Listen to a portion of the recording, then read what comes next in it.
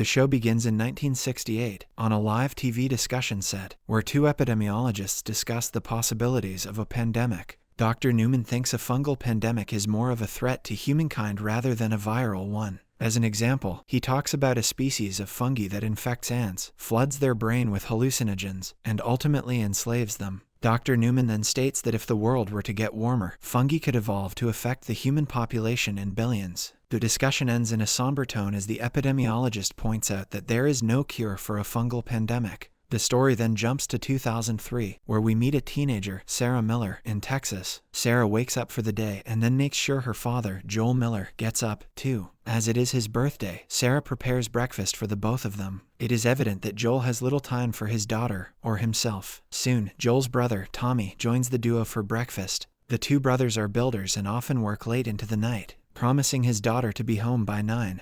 Joel asks her to get ready for school. Before the trio can leave for the day, Sarah goes to her father's bedroom and grabs his broken watch along with a few dollars. She then promises their neighbors to visit after school. As the Miller family drives away, we learn that Tommy is a U.S. Army veteran who served in Iraq during Operation Desert Storm. After school, Sarah heads to a local repair shop to fix her dad's favorite watch as a birthday present. At the store, the shopkeeper's wife frantically comes in and begins shouting at her husband. She wants to close the store several hours before the working day ends. Thankfully, the repairman gives Sarah the watch before his wife pushes her out. As her father is still out on his construction job, Sarah goes over to spend some time with her neighbors, the Adlers. They are a middle-aged couple who live with a sickly older woman, Connie. While Sarah browses their DVD collection with her back to Connie, the elderly woman weirdly twitches. For some reason, the Adler's dog, Mercy, doesn't stop growling at the wheelchair-bound woman. Sarah takes that as a sign to leave and heads back home to wait for her dad.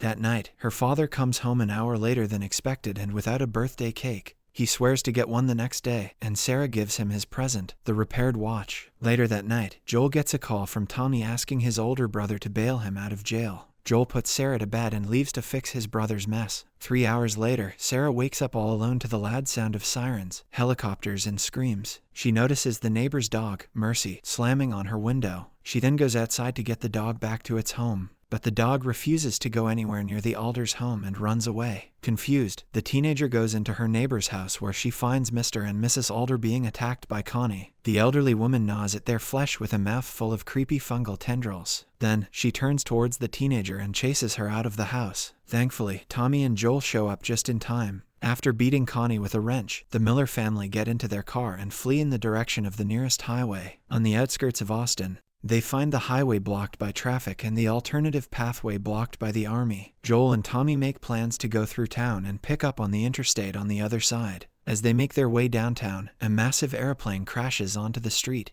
and causes their car to roll over. The two adults are fine, but Sarah hurts her ankle and can't run. Before they can compose themselves, another car comes crashing on the spot and blocks Tommy from his family. He shouts at his brother to meet him at the river, and they take their separate ways. Joel picks up his daughter and runs through the burning downtown streets, attempting to avoid the infected people. However, before they can flee, an infected man notices them while feeding on a corpse. The zombie man is surprisingly fast and chases them through the alleys and doorways. Right before the man can grab them, a nearby military officer shoots him. However, due to the lack of knowledge about how the disease spreads, the father-daughter duo is also seen as targets. The officer receives orders to kill the two, even though they show no signs of infection. Despite the duo pleading their case, the officer opens fire just as Joel jumps down a hillock. At the exact moment, Tommy arrives with his gun and shoots the officer. In the aftermath of the struggle, Sarah dies in her father's arms. We then cut to a 20-year jump and arrive in the present day in 2023. A child stumbles through a destroyed Boston, making his way to the city's quarantine zone.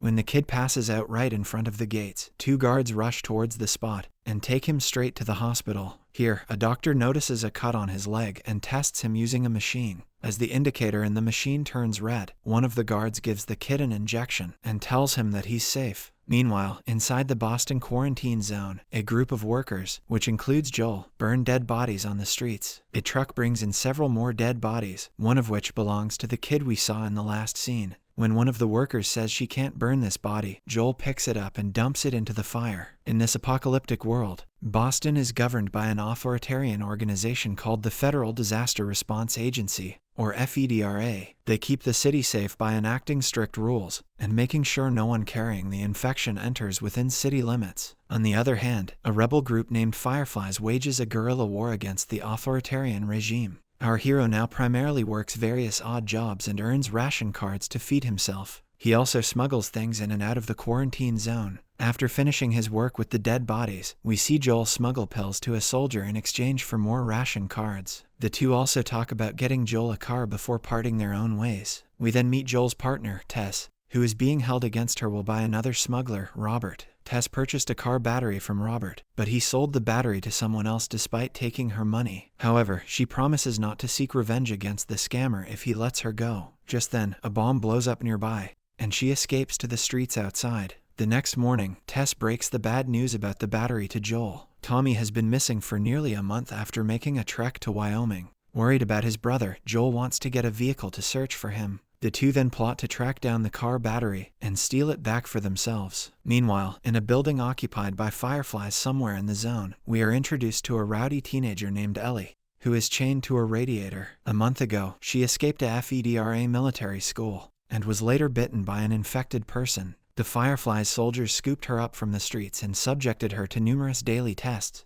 To their surprise, even after weeks, Ellie didn't change into a zombie. As a result, the leader of the Boston Fireflies, Marlene, now believes Ellie's immunity can be used to cure the pandemic. The leader then devises a plan to take the teenager out of Boston and head west to a place that could study her for a cure. To achieve this, she plans to launch a series of attacks to divert FEDRA's attention. A few days later, Joel and Tess accidentally arrive at the Fireflies' hideout while searching for the car battery. Inside, they find the scammy smuggler, Robert, dead and several Fireflies fighters injured. Turns out that Robert was trying to sell the defective battery to Marlene instead of Tess. Clearly, the deal went bad, ending in a gunfight between the smuggler's crew and the Fireflies. After a while, Marlene tells Joel her plan to get Ellie out of the Boston quarantine zone. She promises to deliver them everything they need, a truck, guns, and supplies if they can get Ellie to the old state house to meet the other Fireflies team. After a quick debate, Tess and Joel agree to smuggle the teenager out of Boston. The following night, Joel, Tess, and Ellie find their way outside the Boston quarantine zone through an underground tunnel. Outside the border walls, they run into the guard Joel sold pills to earlier,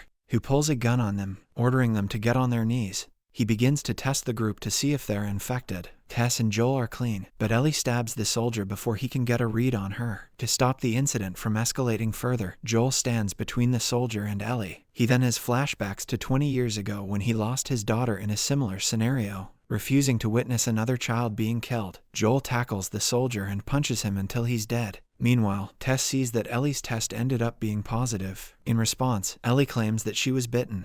But even after 3 weeks, nothing has happened to her. Even though they are wary of the teenager's claims, they hurriedly get away from the border together. Next, a flashback takes us to Indonesia on September 24, 2003, 2 days before the outbreak. Here, we meet a professor of mycology at the University of Indonesia, Ibu Ratna, who is brought in by police to investigate a specimen. After taking a glance through the microscope, she states that it's a species of fungi called cordyceps. However, she doesn't believe the sample was taken from a human. Hence, the police take her to the corpse from which this sample was retrieved. The professor investigates the corpse's ankle and finds a human bite mark. Upon further examination of the mark, she discovers a fungi colony growing inside the dead body. The professor then examines the mouth, only to find tendrils crawling out of the dead body. Scared, she unplugs her safety suit and runs away as fast as she can. Later on, the police informs her that this incident happened about 30 hours ago at a flour and grain factory. A normal woman suddenly turned violent, attacked 4 coworkers, and bit 3 of them. When the police came, she tried to attack them, too,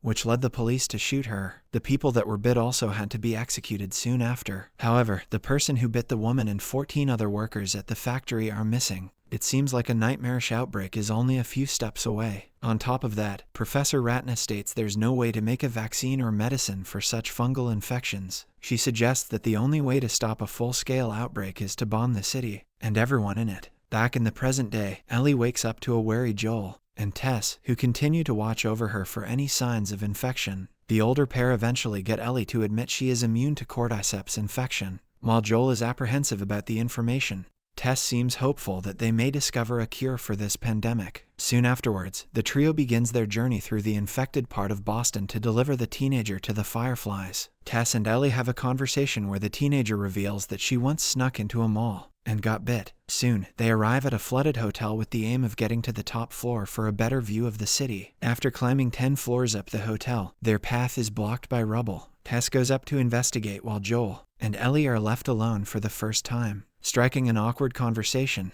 Ellie asks if it's hard to kill the infected, knowing they were once people. Joel replies that it is difficult sometimes, but this questioning stops suddenly as Tess finds her way back to the group. As they look out from the hotel's balcony, Ellie sees her first swarm of the infected at a distance. Tess mentions that the fungus grows underground and acts like a telecommunication network. If one infected finds them, then all the others nearby can find them easily. Meanwhile, they also discover that the horde blocks their planned route. Hence, they decide to make their way through a nearby museum instead. Inside the museum, they find a dead body whose flesh has been brutally torn apart. The wounds on the corpse appear to be fresh, which leads them to believe that it was a recent attack. The infected are pretty clumsy and make a lot of noise while attacking their prey. This feels odd to Tess, who realizes she hasn't heard any noise since entering the museum. Scared, both the adults come to the same conclusion. The museum has clickers, a kind of infected who cannot see but detect their enemies through echolocation. They tell Ellie that from here on, they have to be silent, completely silent. As silently as possible, they climb their way up to the top floor of the museum. Unfortunately, a part of the roof caves in, creating a loud noise throughout the whole place. This draws the attention of 2 clickers,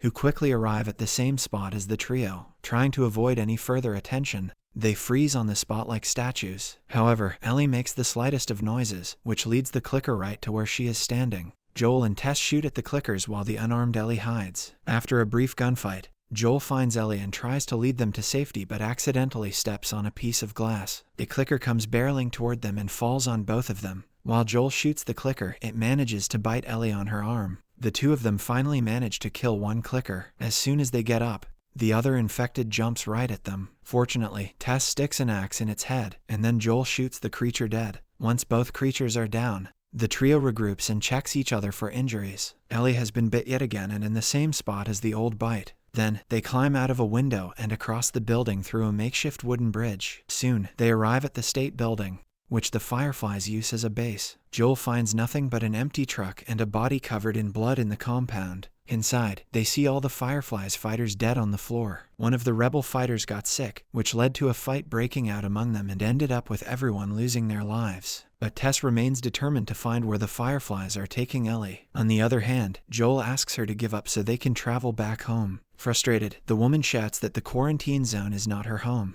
and that her luck was bound to run out someday. This odd statement leads the teenager to realize that Tess is infected. The older woman then reveals a bite mark on her neck, which is already noticeably worse than Ellie's newer bite. However, by this time, the 2 adults are convinced Ellie is immune to the infection. An emotional Tess asks Joel to get the teenager to their friends, Bill and Frank's house. When Joel refuses her plans, she says this is his chance to make up for his past mistakes. She does not expand on the statement, but it is implied that she is talking about the guilt Joel feels regarding his daughter's death. Suddenly, one infected comes back to life and crawls towards them. Joel immediately shoots it in the head. However, the tendrils from the ground seep into the infected's body and alert other infected to the trio's location. Our hero looks outside, sees a swarm coming, and says they have a minute to escape. Meanwhile, Tess starts knocking canisters of gas open and spreading grenades on the ground. As Joel realizes what she's doing, Tess asks him to run away with Ellie. The rugged man drags the teenager as Tess stays behind to distract the oncoming horde.